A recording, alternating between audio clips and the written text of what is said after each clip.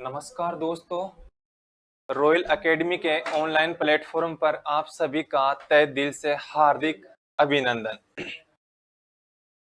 जैसे जयपुर में royal academy आपके लिए खुशखबरी लेके आया है कि ऑनलाइन और ऑफलाइन बैच टेक्निकल हेल्पर की जो नई वैकेंसी आ गई है, बहुत ही खुशखबरी की बात है कि आपके टेक्निकल हेल्पर की लंबे समय से इंतजार कर रहे विद्यार्थियों के लिए बहुत ही अच्छी खुशखबरी है कि 1512 पोस्ट की घोषणा हो चुकी है और इसी मंथ में आपके आवेदन फॉर्म चालू हो जाएंगे।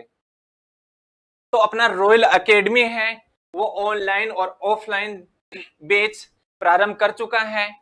और जैसे कि अगर इच्छुक विद्यार्थी ऑनलाइन लेना चाहते हैं तो ऑनलाइन भी खरीद सकते हैं और ऑफलाइन में अपनी सीट निर्धारित करने के लिए जल्दी से जल्दी अपना एडमिशन करवाए।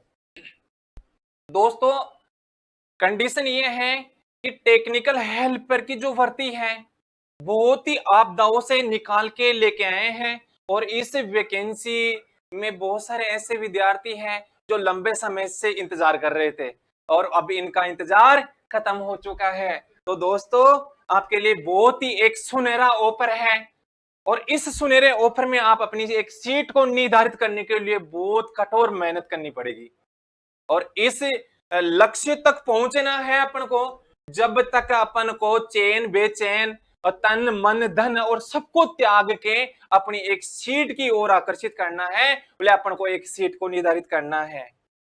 क्योंकि दोस्तों इसके बाद में भी आपको बहुत लंबा वेट करना पड़ेगा। हो सकता है कब वैकेंसी आए नहीं, कब नहीं आए, ये पता नहीं, कंफर्म नहीं, क्योंकि गवर्नमेंट का काम है। इसलिए इसी वैकेंसी में अपन को अपनी एक सीट को निर्धारित करनी है।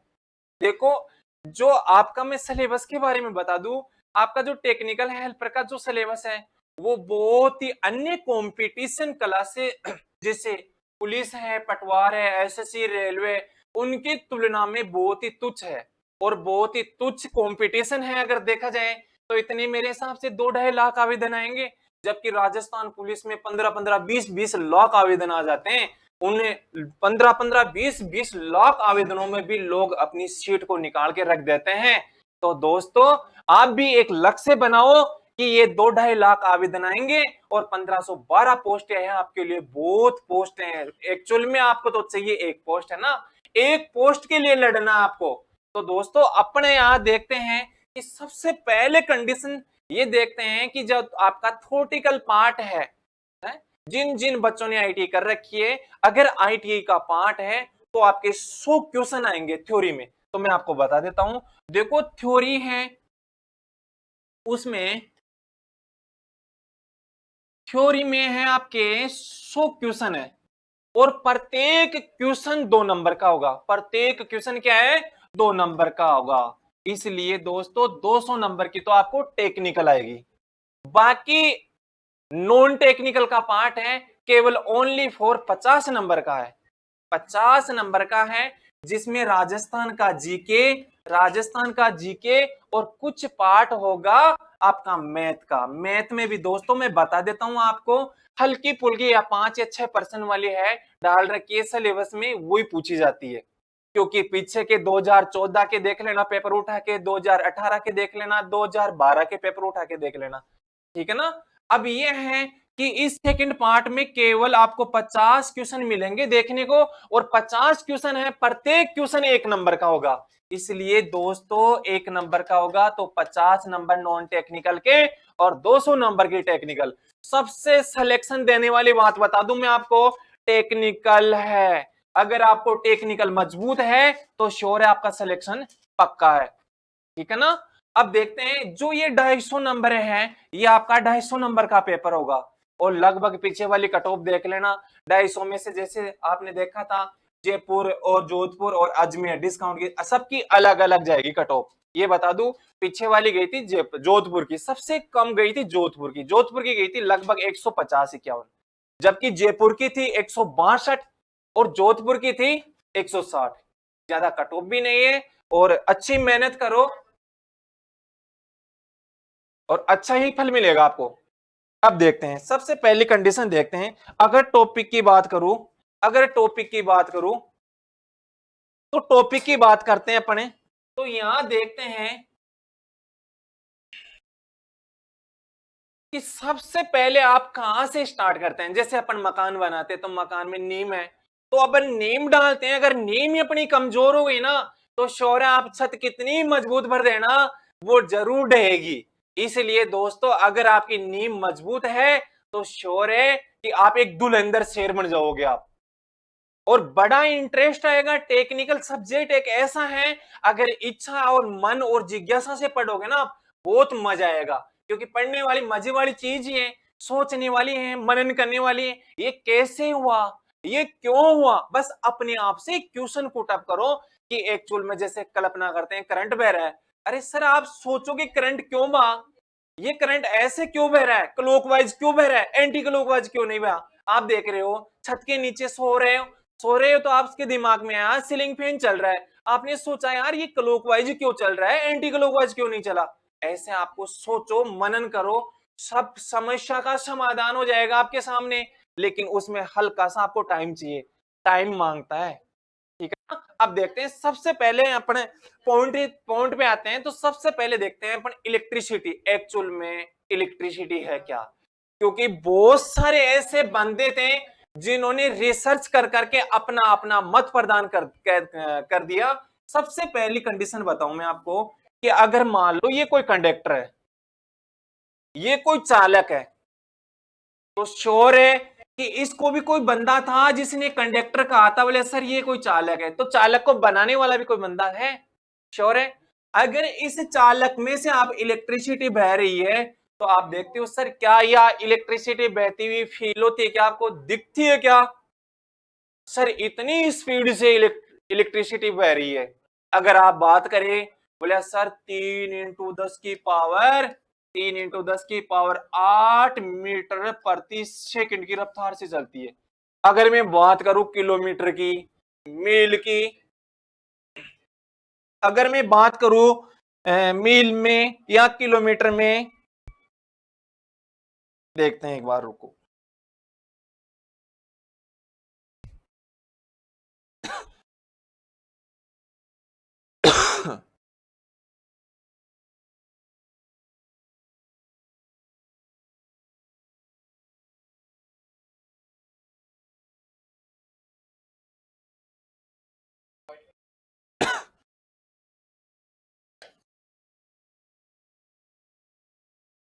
अब देखते हैं, अपन देखते हैं सबसे पहले देखते हैं कि एक्चुअल में ये विद्युत क्या है। नाम दिया विद्युत,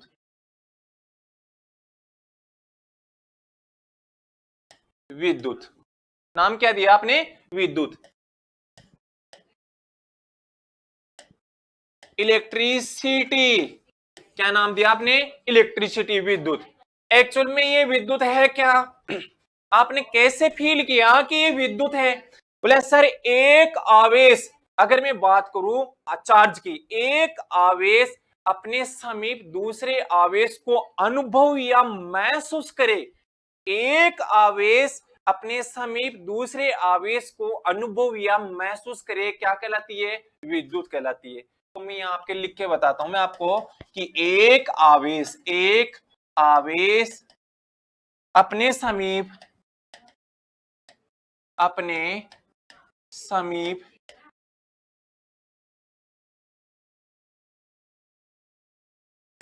दूसरे आवेश को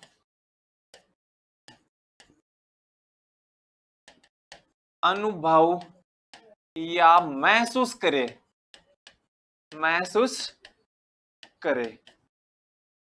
देखो दोस्तों एक्चुअल में क्या पढ़ रहे हो आप कि इलेक्ट्रिसिटी के बारे में आप मनन कर रहे हो कि एक्चुअल में इलेक्ट्रिसिटी क्या है।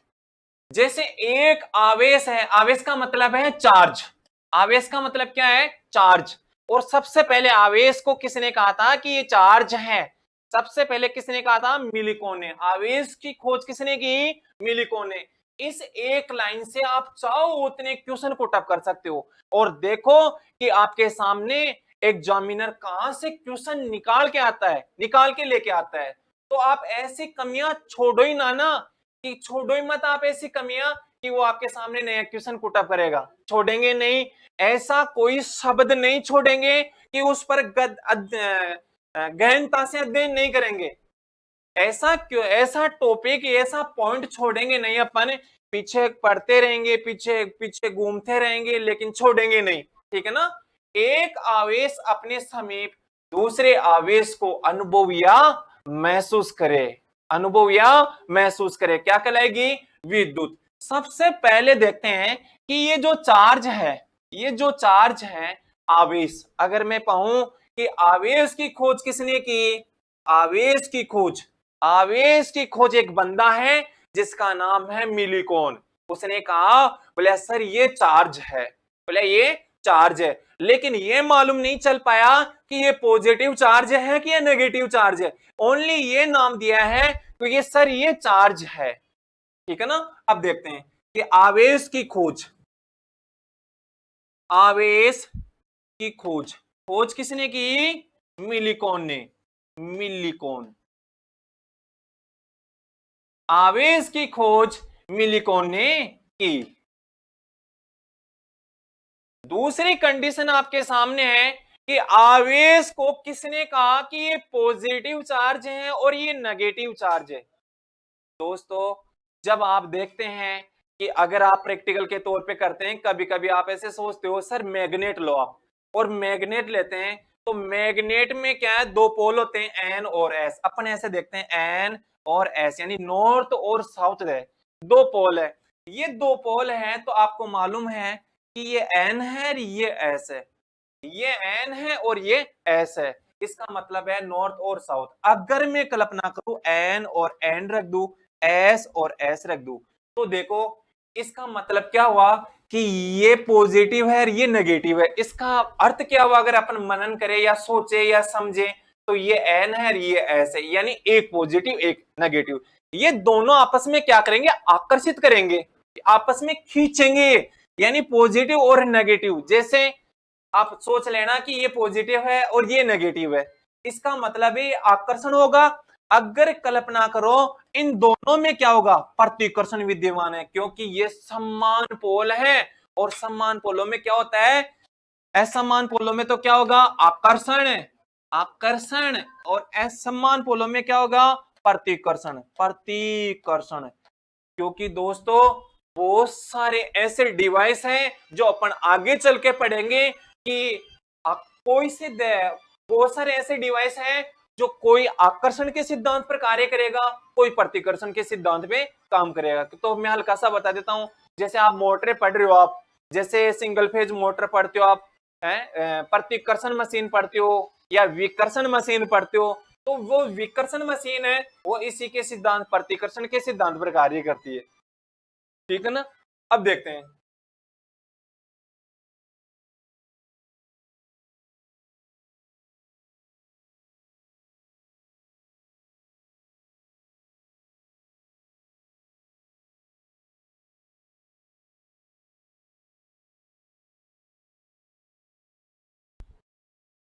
अब देखो अपनी है आवेश की खोज किसने की, मिलीकॉन ने। आगे अगर बात करूं मैं, तो आवेश को,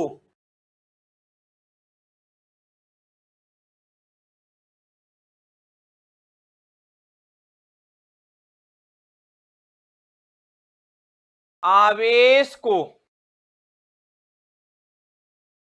धन व ऋण किसने कहा, बोले सर ये पॉजिटिव है और ये नेगेटिव है। आवेश को धन व ऋणात्मक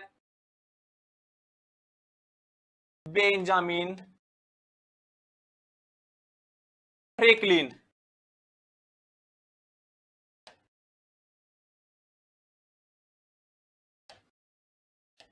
बेंजामिन फ्रैंकलिन नामक वैज्ञानिक था जिसने बताया कि ये पॉजिटिव चार्ज है और ये नेगेटिव नेगेटिव चार्ज है। यानी आवेश को धन व ऋण किसने कहा, बेंजामिन फ्रैंकलिन ने। अगर नया क्वेश्चन की बात करूं तो मैं आपको ये भी तो क्वेश्चन पुटअप कर सकता हूं क्या, कि आवेशों के मध्य आकर्षण व अपकर्षण का बल किस पर निर्भर करता है। आवेशों के मध्य आकर्षण व अपकर्षण का बल किस पर निर्भर करता है। तो दोस्तों बताओ आप, कि आवेशों के मध्य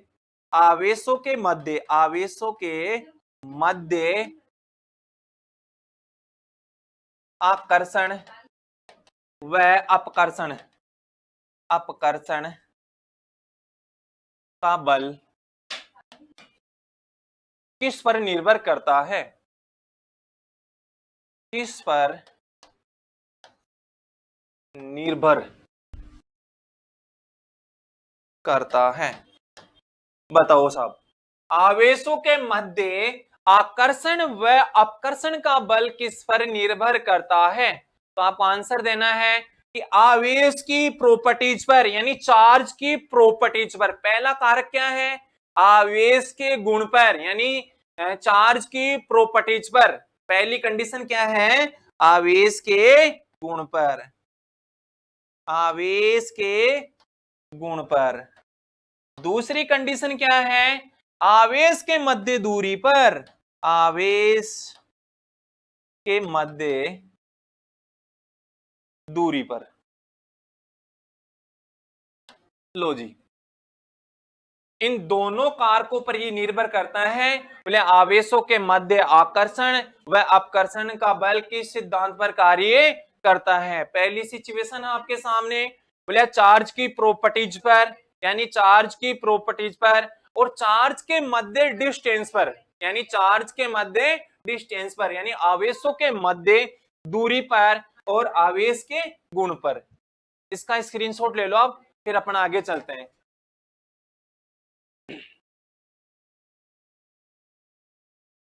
अब हटा देता हूं, अब देखते हैं। दूसरी कंडीशन है, पूछ लेगा आपको आवेश की इकाई क्या है? आवेश की इकाई क्या है? आवेश की इकाई। दोस्तों आवेश की इकाई क्या होती है? या तो कहोगे कूलम्ब या कूलाम। आवेश की इकाई क्या है? कूलम्ब, कूलम्ब या कूलाम, एक ही बात है। ये कूलाम क्या है? अरे दोस्तों कूलाम है, एक बंदा था, उसका नाम था कूलाम। उस बंदे ने रिसर्च किया कि उसी के नाम से, अपने ही नाम से इसका नाम, इसकी इकाई का नाम रख दिया कूलाम या कूलाम। आवेश की इकाई क्या है? कूलम्ब या कूलाम। आगे चलेंगे तो अपन पढ़ेंगे कूलाम का फर्स्ट नियम, कूलाम का सेकंड नियम, बहुत सारी बातें आगे अपन देखेंगे। सेकंड कंडीशन आपके सामने है, आवेश की इकाई कूलम्ब या कूलाम। आवेश का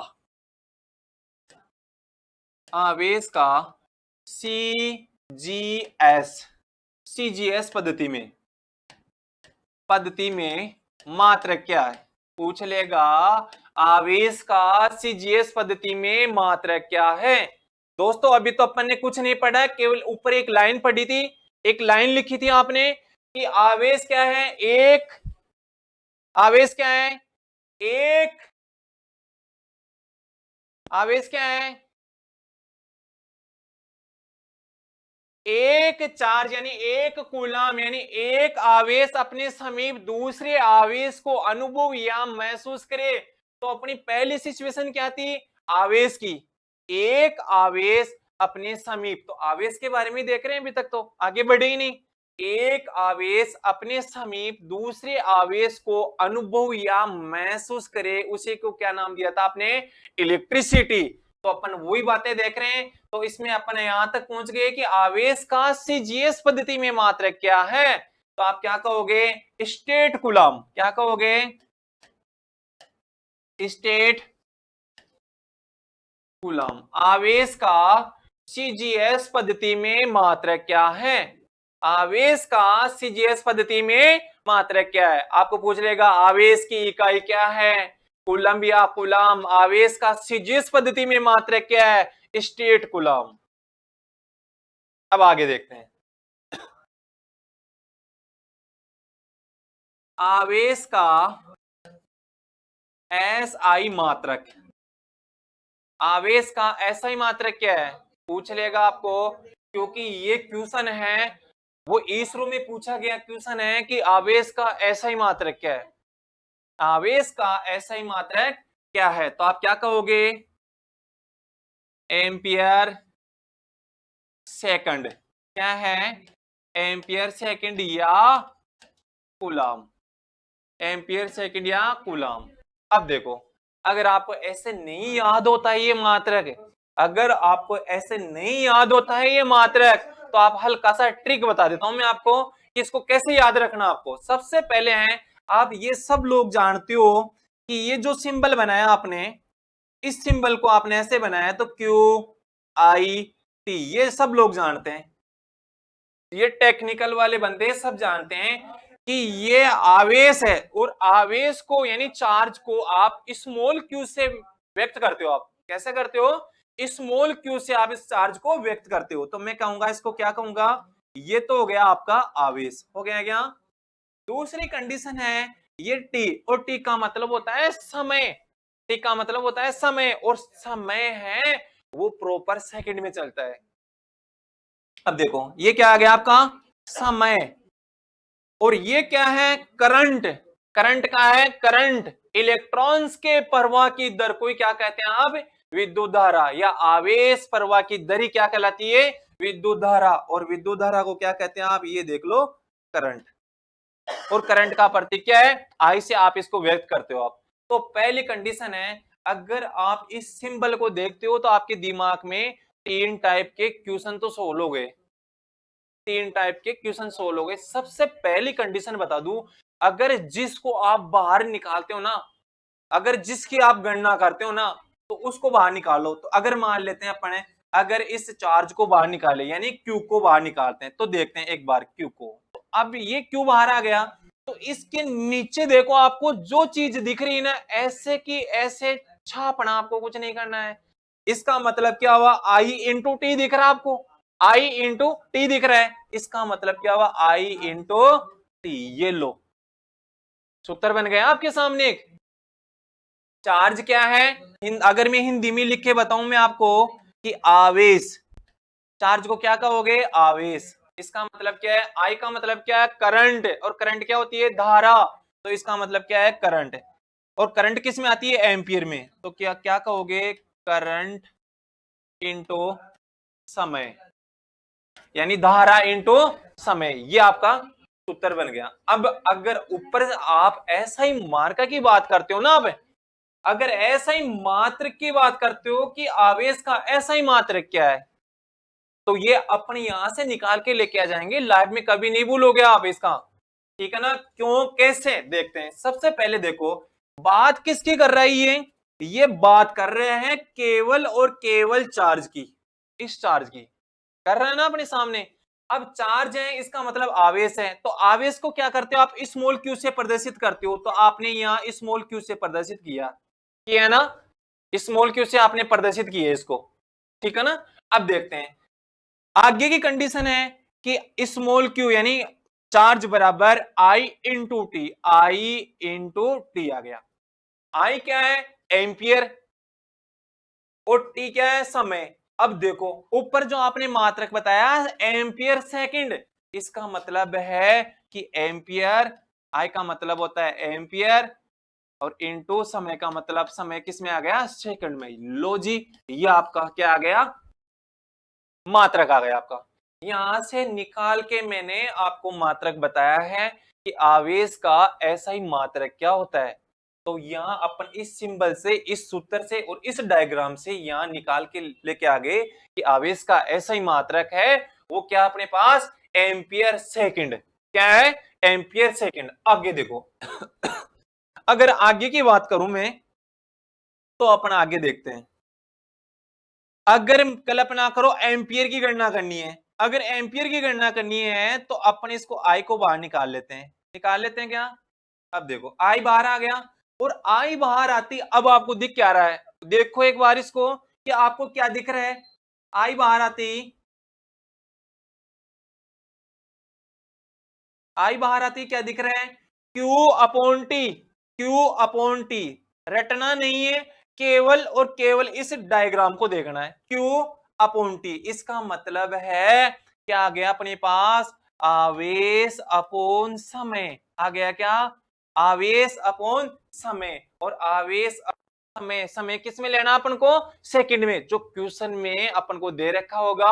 अगर कल्पना करें क्वेश्चन ऐसे बनाएगा, किसी चालक तार में से अगर 2 एम्पीयर की करंट 2 सेकंड तक प्रवाहित कर दिया जाए तो बताओ उस चालक तार में कितना चार्ज जनरेट हो जाएगा। ऐसे क्वेश्चन पूछेगा आपको, बिल्कुल नॉर्मल क्वेश्चन है, बिल्कुल नॉर्मल क्वेश्चन बता रहा हूं समझने के तौर पे आपको। ऐसे बिल्कुल अगर वैल्यू जरूर चेंज कर देगा, आपको पूछ लेगा किसी धारावाही चालक तार में से अगर 10 एम्पीयर की करंट अगर 6 सेकंड तक प्रवाहित कर दी जाए तो बताओ ये कितना चार्ज जनरेट करेगा। श्योर है? आगे चलते हैं, अगर आगे की कंडीशन और देख लेते हैं अपन। 2 क्वेश्चन बन गए, यानी 2 आपके पास क्या बन गए, तो क्वेश्चन क्या, 2 समीकरण बन गए। पहला समीकरण आपके पास आ गया और सेकंड समीकरण आपके पास आ गया। अगर बात करता हूं थर्ड समीकरण की, ठीक है ना, थर्ड समीकरण में आओ आप। अब थर्ड में क्या है कि आवेश आ गया, धारा आ गई, और बचा है तो केवल समय बचा है। बचा क्या है, केवल समय बचा है आपको, ठीक है ना। समय अगर टी की वैल्यू निकालनी है अपन को, समय की वैल्यू निकालनी है तो देखो टी बराबर, अब टी को बाहर निकालना है, तो टी को बाहर निकालना है तो अपन को क्या दिख रहा है, देखो एक बार, Q अपॉन आई दिख रहा है क्या। अब देख लेते हैं Q अपॉन आई। अरे जो चीज दिख रही ना, जो चीज दिख रही ना आपको, वो चीज बता रहा हूं मैं आपको, और कुछ नया नहीं बता रहा हूं।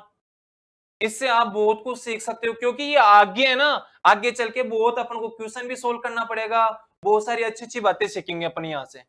अब देखते हैं इसका मतलब क्या हुआ, आवेश अपॉन धारा। लो जी, समय ज्ञात करना है तो आवेश अपॉन धारा। अब आवेश है तो मैं कहूं सर अगर किसी धारावाही चालक तार में से 4 कूलाम आवेश, 4 कूलाम आवेश अगर 2 सेकंड तक प्रवाहित कर दिया जाए तो बताओ, समय दे रखा तो समय ज्ञात कर लो, अगर धारा दे रखी है तो समय ज्ञात कर लो। तो मैं कहूं अगर देखो 4 कूलाम, ये कोई चालक तार है, इसमें से आपने क्या किया, 4 कूलाम आवेश जनरेट किया है। दूसरी कंडीशन है इस चालक तार में से 2 एम्पियर की करंट बह रही है। लो जी, ये आपके पास क्वेश्चन बन गया, किसी धारावाही चालक तार में से, ये चालक है, धारावाही चालक तार है, आप इसको चालक तार कब कहोगे, मुक्त इलेक्ट्रॉन्स की बहुलता वाले पदार्थ चालक कहलाते हैं। इसका मतलब क्या हुआ, जिस परमाणु की अंतिम कक्षा में इलेक्ट्रॉन्स बहुलता से पाए जाए, जैसे 1 2 3 4, ठीक है ना, उसको क्या कहोगे आप, चालक कहोगे। या इसकी अलग से परिभाषा और भी दे सकते हैं, बोले सर विद्युत धारा सुगमता से बहे, सरलता से बहे, आसानी से बहे, उसी को क्या कहोगे आप, चालक कहोगे, कंडक्टर कहोगे, ठीक है, निर्वाहक कहोगे। अब देखो अपने बात थी, बोले सर इस धारावाही चालक तार में से 4 कूलाम चार्ज के साथ 2 एम्पियर करंट बह रही है, बह रही क्या, तो बताओ समय, कितने समय में 4 कूलाम चार्ज जनरेट हुआ, बताओ। तो क्या निकालना है, टी तो निकालना है। तो ये क्या बोल रहा है, Q upon T, Q upon I, तो Q क्या है, आवेश, 4 अपॉन 2 यानी 2 सेकंड। आंसर आ गया आपके पास 2 सेकंड। लो जी, ये वैल्यू आपके सामने आ गई है, स्क्रीनशॉट ले लो ऐसा कैसा आप इसको, फिर अपन आगे चलते हैं।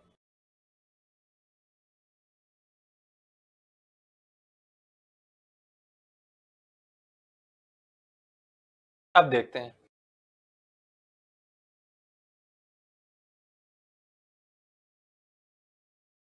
आगे देखते हैं, एक कूलाम आवेश का मान, आवेश का मान, 1 कूलाम आवेश का मान पूछेगा आपको कि 1 कूलाम चार्ज का मान कितने इलेक्ट्रॉन में पाए जाने वाले आवेश के मान के बराबर होता है। इसका मतलब क्या हुआ कि 1 कूलाम आवेश का मान 6 × 10⁸ इलेक्ट्रॉन में पाए जाने वाले जाने वाले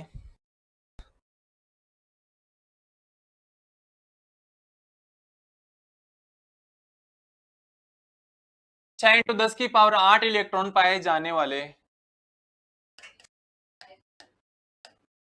इलेक्ट्रॉन के बराबर होता है।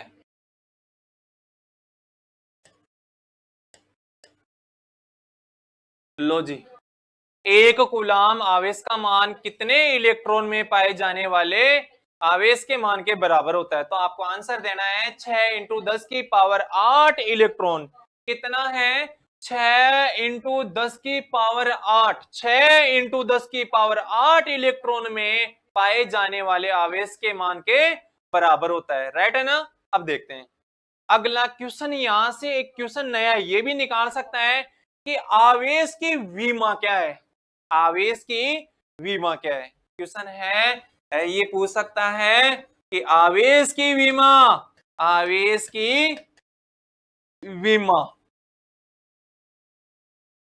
आवेश की विमा क्या है? तो देखो आई टी बराबर M0 L0 T1 और A1। डीएमआरसी में पूछा गया क्वेश्चन है आवेश की विमीय इकाई क्या है, या पूछ लेगा आवेश की विमा क्या है। तो ऑप्शन में ये मिलेगा आपको, चाहे ए ऑप्शन में मिले, चाहे बी ऑप्शन में मिले, चाहे सी ऑप्शन में मिले, चाहे डी ऑप्शन में मिले। ये देखो अब इसकी मैं बखान भी कर देता हूं। आई का मतलब होता है करंट। क्या कहोगे? करंट। करंट को क्या कहोगे? धारा। क्या कहोगे? धारा। ठीक है ना? टी का मतलब है समय, और समय किस में लेते हो आप? सेकंड में। एम का मतलब होता है मास। क्या है? मास। एल का मतलब होता है लेंथ, लंबाई। टी का मतलब होता है समय, और ए का मतलब होता है करंट, धारा। ये मैंने इसको आपके बारे में बताया है कि ये करंट है और ये समय। अगर करंट और समय को मल्टीप्लाई करते हो तो वैसे ही चार्ज आवेश आ जाता है, क्योंकि आपने पीछे पढ़ा था Q बराबर I इंटू टी। यही तो पढ़ा था ना आपने पीछे अभी। तो वही कंडीशन आई टी की बात कर रहा है। अगर आई टी की बात कर रहे हैं तो M0 L0 T1 A1 ये आपके सामने विमा आ गई है। बोले आवेश की विमा क्या है? बोले I इंटू टी। क्या है? आई टी बराबर M0 L0 T1 A1। अब देखते हैं आगे।